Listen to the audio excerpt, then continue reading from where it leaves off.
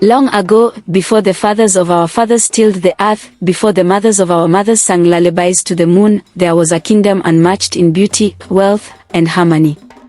Its name was Uforo, the land of peace. The rivers of Uforo glistened like silver snakes in the sun, full of fish that leapt as if dancing to the rhythm of unseen drums. The forests whispered with the voices of birds, and hunters returned with antelopes so fat that their backs bent beneath the weight. The farmlands, the farmlands. Even the poorest farmer dug up yams so large that children rolled them like drums across the soil. Palm trees bent under the weight of ripe fruits. Goats grazed lazily in green pastures, and cows gave milk enough to fill gourds by the dozen. The people of Uforo lived without fear. Children raced barefoot through open fields, women sang as they wove cloth dyed in the colors of the sunset, and men played the talking drum until dawn. At night, festivals bathed the air in firelight, and the sound of flutes kissed the stars. But peace, my children, is like a clay pot balanced upon a stone, strong yet fragile. One crack, one careless strike, and the whole pot shatters. At the heart of Uforo stood an ancient Iroko tree, taller than the palace towers, bolder than memory itself. Its roots dug deep into the belly of the earth, and its crown stretched high enough that the elders swore it brushed the sky. When the first king of Uforo was crowned, he knelt beneath this Iroko tree. He poured palm wine into the soil, broke kola nut upon its roots, and with a blade, let his blood fall into a calabash. There, beneath the gaze of gods and ancestors, he swore, "No king of Uforo shall ever spill innocent blood unjustly. Should such blood fall, the land itself shall rise in anger. And sorrow shall eat this kingdom like fire on dry grass." This was the oath of Uforo. For generations, kings remembered. They ruled with patience, guided by elders, strengthened by the voices of their people. As long as the oath remained unbroken, Uforo flourished like a tree rooted by a river. But time changes men. Then came Oba Eridaewa, 12th ruler of Uforo. A lion of a man, tall and broad-shouldered, with eyes sharp as a hawk's and a voice like thunder. His warriors feared no battle, his enemies trembled at his name. At first, he was beloved. He strengthened the kingdom's walls, dug new wells, stored grain for hard times. His rule brought wealth, and the people praised him. But pride is a poison. Slowly, it seeps into the heart. Slowly, it blinds the eyes. One year, the rains delayed. Rivers shrank, crops withered, and hunger's shadow crept across Uforo. The people grew restless. In the market, whispers began. Perhaps the king has angered the gods. Perhaps the ancestors turned their faces away. When these words reached Oba Eridaewa, his pride blazed. "Who dares accuse me?" he roared. "I am the chosen of the gods. My word is law, my hand is justice." And so the seed of tragedy was sown. One night, the palace guards dragged before the king a young hunter, Ovi. He was accused of muttering curses against the king beneath his breath. No proof, no witness, only the whisper of a rival. Ovi was poor. His father dead, his only inheritance a bow, a mother, and his courage to speak truth in the marketplace. The people pleaded. The elders begged for mercy. Even the high priest knelt and said, "Great king, remember the oath of Uforo. To spill innocent blood is to invite the curse of the land." But pride is deaf. Oba Eridaewa stood tall and declared, "If his blood must fall to silence the tongues of rebels, then let it be so." And so Ovi, the hunter, was executed at the palace gates.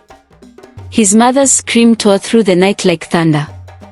Her tears darkened the dust where his lifeless body lay. The people watched in silence.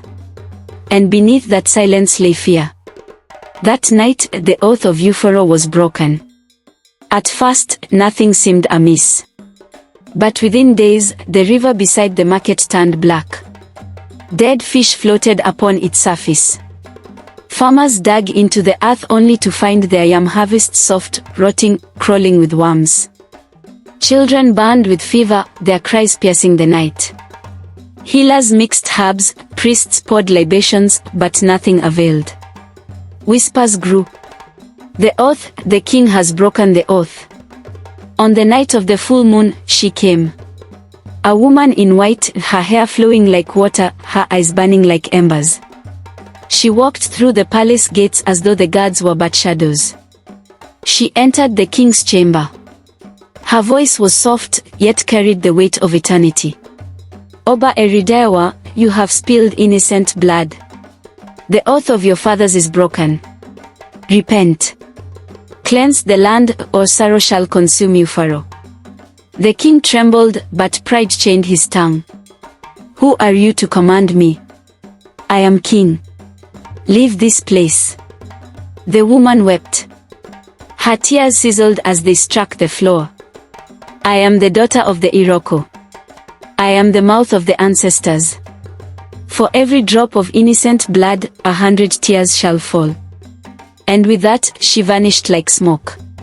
The curse gripped Uforo tighter. Granaries rotted from within, untouched yams turning black and hollow. Goats birthed stillborn kids. Cows collapsed in fields. Pregnant women miscarried, their wails haunting the nights. The people, desperate and afraid, gathered at the palace gates. Give us back our peace. Give us back our children. But Oba Eridawa, blinded by fear and anger, answered with soldiers. Spears flashed, blood spilled. Each innocent death only deepened the curse. The land itself groaned. Lightning struck without rain. Trees withered overnight. At midday, the skies darkened with bats. At last, the elders gathered beneath the ancient Iroko tree. Their hearts heavy, their voices grave, the oldest among them raised his staff. A king who cannot keep the oath of our fathers cannot sit upon this throne. The land itself rejects him. One elder added. The ancestors whisper in my dreams. They say the blood of Ovi cries still. Until it is appeased, we shall not know peace. So they sent for Ovi's mother. She came, her eyes hollow, her body frail, but her spirit strong. She raised her voice before all. You took my son unjustly. His blood is on your hands, Oba. The gods see it. The land feels it. Until the earth is satisfied, Uforo shall drink sorrow. Her words pierced the air like arrows. The crowd murmured. The king shook with rage, but he could not silence her. That very night, thunder split the heavens. Lightning struck the palace. Fire raged through its halls. Oba Eridawa fled into the forest, never to be seen again. Some say the earth swallowed him whole. Others whisper his spirit still roams, restless, forever seeking forgiveness. In time, the rains returned. The sickness lifted. But Uforo was never the same. The laughter of children never rang as loudly. The festivals never shone as brightly. Each time the people passed the Iroko tree, they remembered. They remembered Ovi, the hunter. They remembered his mother's scream. They remembered the curse of broken oaths. And so mothers told their children, my son, my daughter, I remember this, when you give your word, keep it. When you swear by heaven and earth, do not break it. For an oath is not just words, it is life itself.